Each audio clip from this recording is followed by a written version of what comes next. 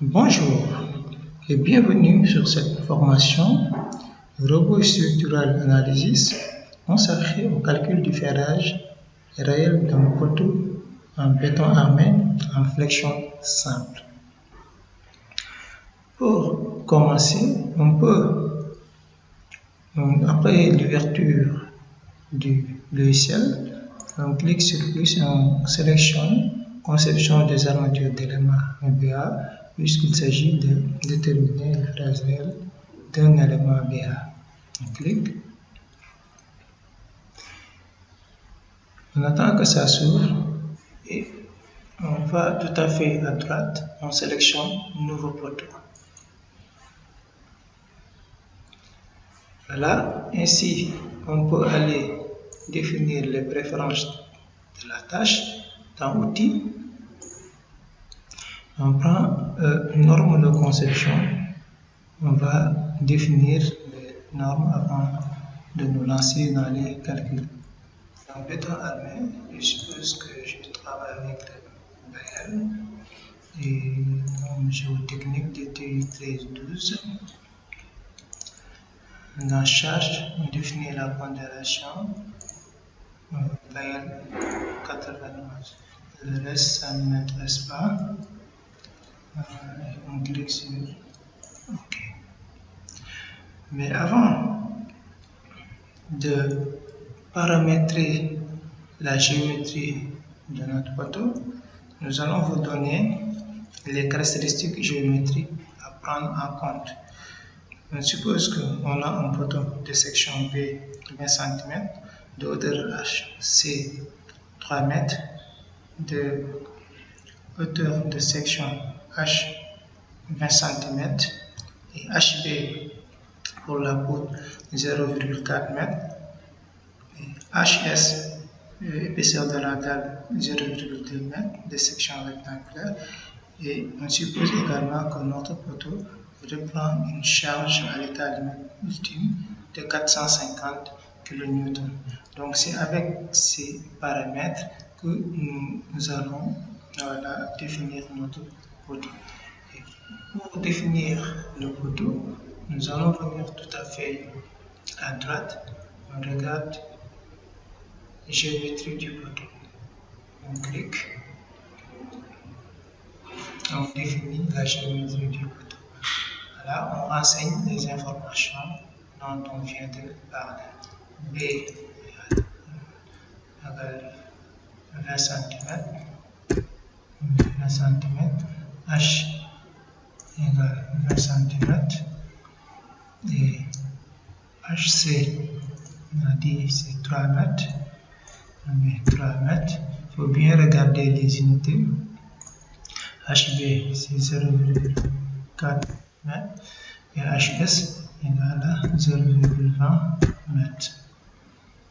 On a fini de définir la géométrie du poteau et on clique sur OK.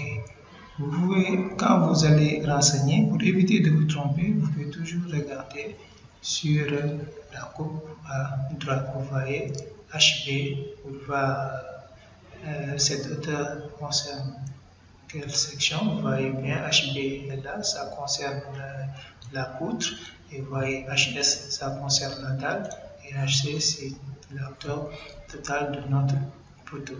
Et H et B ils sont pour la section. Voilà, on clique sur OK. Et voilà notre poteau dont on vient de définir la géométrie. Après avoir terminé avec la géométrie, on peut venir définir le modèle de flambement. Ici, on va renseigner le coefficient de lancement. Donc, il faut cliquer sur cette icône et choisir ici 0,7 pour le mode de flambement qui nous intéresse. Le coefficient de flambement vaut 0,7. On clique OK. On fait la même chose ici. Parce qu'on suppose que c'est un poteau centré. Voilà. OK. Et ensuite, on met appliquer. Puis fermer. Et après, nous allons définir la charge. Définir la charge, on a une charge à l'état limite ultime. On va mettre charge de calcul, voilà, des calculs. Et on va donner la valeur de la charge. On met 450 kN. On suppose que notre charge, plus de 50% des charges seront appliquées avant 90 jours. Ici, on met fermer. Voilà, maintenant on peut définir les paramètres de l'étage. Voilà, on suppose qu'on peut prendre une fissuration préjudiciable de 9,0. Mais OK. Et ensuite, il y a les options de calcul qui sont également à paramétrer. On clique option de calcul. Voilà, pour les options optionnelles, on est en flexion champ. Donc, on laisse enrobage à l'armature transversale, c'est bon. Et degré d'optimisation du ferrage, tolérance des calculs, dimensionnement flexion simple, je peux également cocher. On passe dans béton, voilà, résistance classée ici, 25 MPa par volume, diamètre du plus gros granulaire également, on laisse comme ça. Pour les armatures longitudinales, classe de C HA500, haute adhérence, voilà. Et c'est des armatures longitudinales, donc je n'ai pas besoin de ces diamètres de 40, 32, etc. Je vais juste choisir 10 et 12 pour essayer d'optimiser après mon ferrage. Sinon, si vous mettez de gros diamètres, le robot va faire le calcul en prenant en compte ces gros diamètres. Mais pour optimiser mon ferrage, je vais mettre au diamètre 10 et 12 pour les abscisses longitudinales. Et pour les abscisses transversales, je décoche et je passe tout simplement les 6 cm. Le HA de diamètre 6. Je mets OK. Ensuite, il me reste ici les dispositions du ferrage. Pour les dispositions du ferrage, ici je vais prendre le nombre max de barres dans le faisceau. Vous voyez, les faisceaux sont là. Dans max de barres, je vais prendre, au lieu de mettre 2 comme c'est indiqué ici, je vais prendre tout simplement 1. Et voilà, une barre dans le faisceau. Vous voyez que ça a enlevé une barre. Ensuite, bon, pour ce réglage, je vais d'abord laisser et ensuite je vais revenir pour vous montrer après pour les raisons d'optimisation. Mais OK. Ensuite, qu'est-ce qui me reste à paramétrer? L'essentiel a été renseigné, donc on va lancer le calcul pour voir si est-ce que ça va passer. Mais calculer. Et voilà, le robot n'a pas signalé d'erreur. Ça veut dire que voilà, notre section a bien été vérifiée. Maintenant, pour afficher les résultats des calculs, venez photo résultat. Et en photo résultat, vous voyez que notre photo a été bien calculé et les coefficients de sécurité ont été tous respectés. Pour voir le ferrage,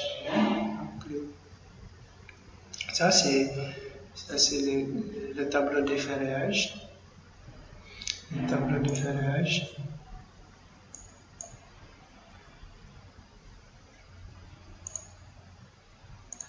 Tableau de ferrage. Voilà pour le ferrage du poteau. On clique ici. Et vous voyez, on a le ferrage de notre poteau.